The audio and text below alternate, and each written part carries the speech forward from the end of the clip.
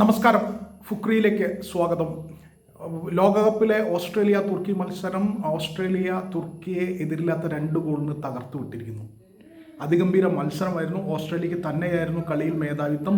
തുർക്കി ഒരു കാലത്ത് നമ്മൾ 2002 ലോകകപ്പിലൊക്കെ തുർക്കി എന്ന് കേട്ടാൽ വല്ലാത്തൊരു ആവേശത്തോടെ കളി കണ്ടിരുന്ന നമ്മൾക്ക് തുർക്കി ഇത്തവണ വളരെ ദയനീയമായി കളിക്കുന്നതാണ് കണ്ടത്. ഓസ്ട്രേലിയയുടെ അത്യുജ്വലമായ മത്സരമായിരുന്നു. ഓസ്ട്രേലിയ ഗംഭീരമായിട്ടാണ് കളിച്ചത്. ഓസ്ട്രേലിയക്ക് വേണ്ടി 27ാമത്തെ മിനിറ്റിൽ ഇറാൻ കുന്ത ആണ് ആദ്യത്തെ ഗോൾ അടിക്കുന്നത്.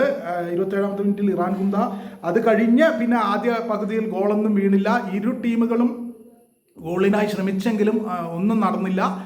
ഓസ്ട്രേലിയക്ക് അവരുടെ ലീഡ് ഉയർത്താനോ അതേസമയം തുർക്കിക്ക് തിരിച്ചൊരു ഗോൾ അടിക്കാനോ കഴിഞ്ഞില്ല. രണ്ടാമത്തെ പകുതിയിൽ ഓസ്ട്രേലിയയുടെ നിരന്തര സമ്മർദ്ദത്തിന് ഫലമുണ്ടായി.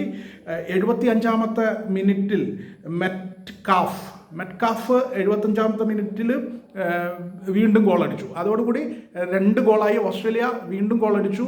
മെറ്റ്കാഫയുടെ ആദ്യത്തെ ഗോളായിരുന്നു. 75ാമത്തെ മിനിറ്റിൽ രണ്ടാമത്തെ ഗോളടിച്ച് ഓസ്ട്രേലിയ കളി സീൽ ചെയ്തു. കളി പിന്നീട് അങ്ങോട്ട് 15 മിനിറ്റിൽ തുർക്കിക്ക് ഒന്നും ചെയ്യാനുണ്ടായിരുന്നില്ല. 15 മിനിറ്റ് കഴിഞ്ഞ് എക്സ്ട്രാ ടൈം, അതായത് ഇഞ്ചുറി ടൈം, എക്സ്ട്രാ ടൈം എന്ന് പറഞ്ഞാൽ ഇഞ്ചുറി ടൈം, അധിക സമയം കിട്ടിയിട്ടും തുർക്കിക്ക് ഒന്നും ചെയ്യാൻ കഴിഞ്ഞില്ല. നമ്മൾ കണ്ട തുർക്കിയുടെ ഒരു കാലത്ത് തുർക്കി അത്ര ഗംഭീര ടീമായിരുന്നു, ബ്രസീലിനെയൊക്കെ വിറപ്പിച്ച ടീമായിരുന്നു.